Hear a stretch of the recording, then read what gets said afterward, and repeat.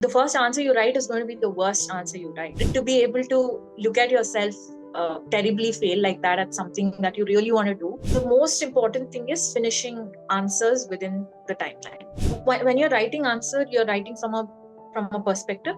But when you're looking at your answers, you really need to look at it from a third person's point of view. I think even in life, it's very important to draw yourself out of your own head sometimes and then see your life and what you're doing from third person's point of view, and that helps give you perspective. That gives you perspective. So I and Meghana will be coming tomorrow, that is on 2nd December at 7 p.m. So Meghana, while you were preparing for this exam, at what point did it really strike to you that writing answers is super important to clear this exam? And what actually changed when you shifted to daily answer writing? Okay.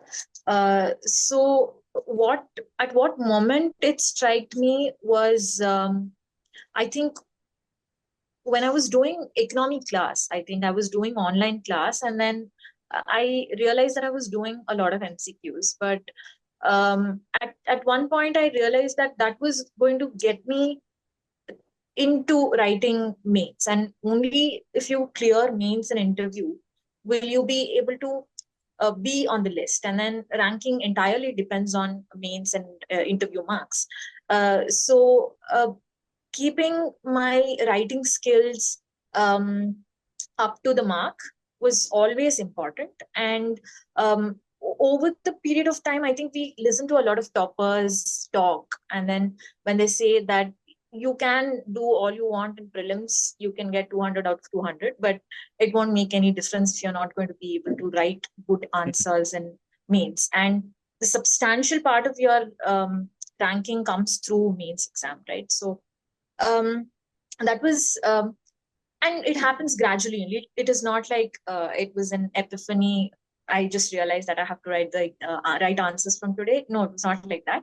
There was a lot of mental preparation also towards writing answers, because the first answer you write is going to be the worst answer you write. So for that, to be able to look at yourself terribly fail like that at something that you really want to do, that takes a little bit of mental preparation. Um, so yeah, but it has to be done, so it has to be done. That was it was not a moment, so it was a gradual development. Yeah. You mentioned mental preparation, and you said that the first answer you'll write will be the worst answer, of course. So this is what we call as level 0.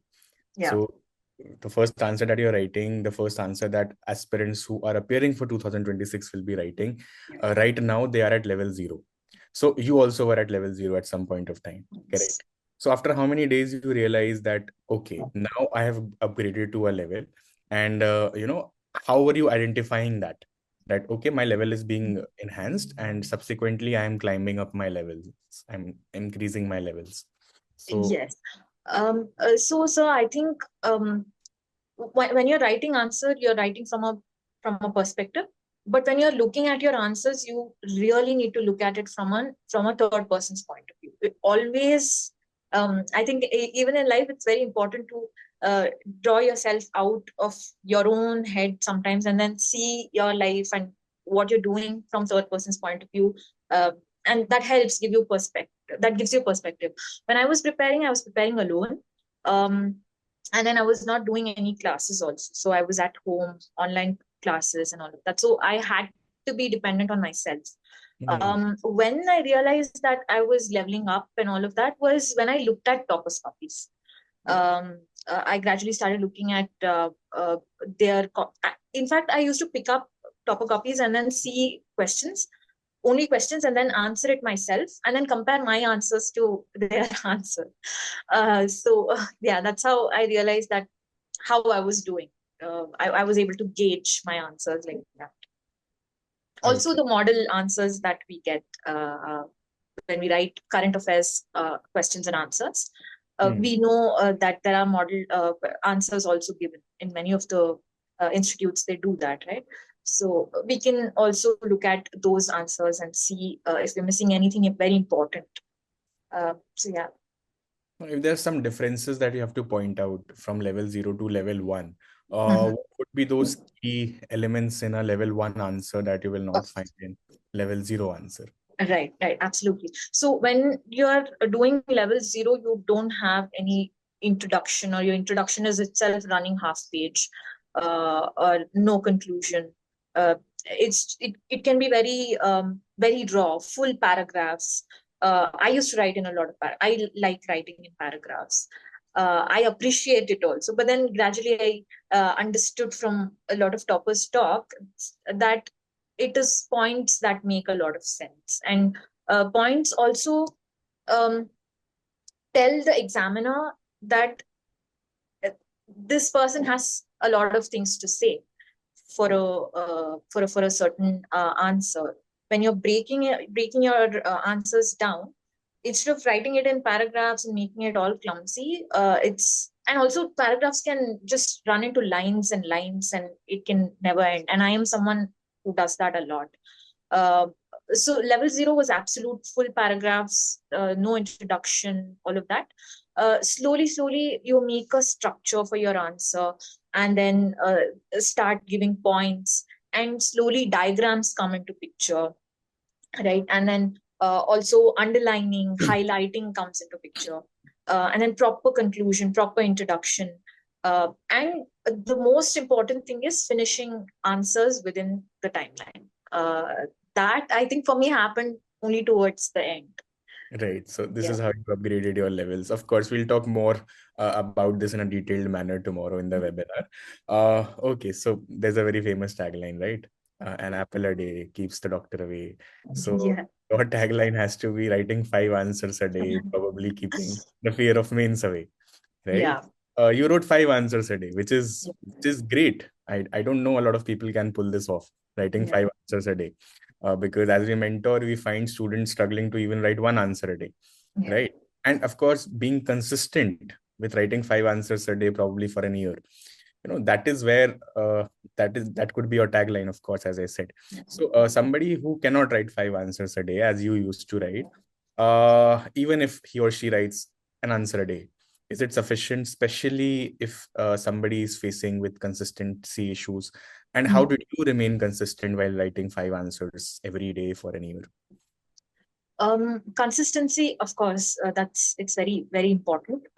Some days even I have missed. It's not like I've done it 365 days also. But I've heard this very famous quote by or when Michael Phelps was being interviewed, he said that 100 days or 150 days out of 365 days you wouldn't want to do it, but then those days you get up and show up. That's what makes difference. That's why he is who he is, right? So um, you will not want to do it many days. But then for me, I kept a certain time for it, which is right after my lunch. I had to rush back to my room and then pick up 5 questions and write answers. It could be my optionals, or it could be my ethics paper, Hmm. anything. Just write answers and then also assess those. Consistency, yes, very important, non-negotiable. Um, I think it's more than anything else. It's discipline. That's what takes you forward, I think. Yeah. So, have I missed any other part of your question?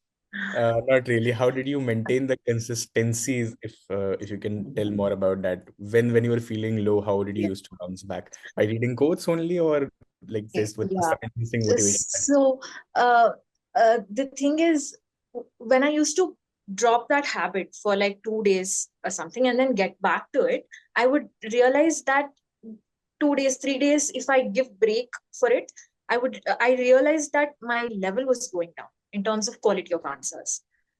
If I kept doing it, the level was going up and up.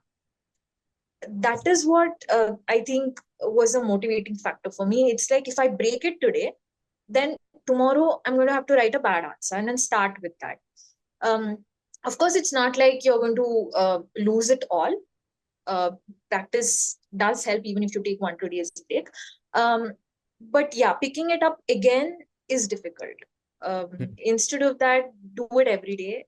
That is better, I think.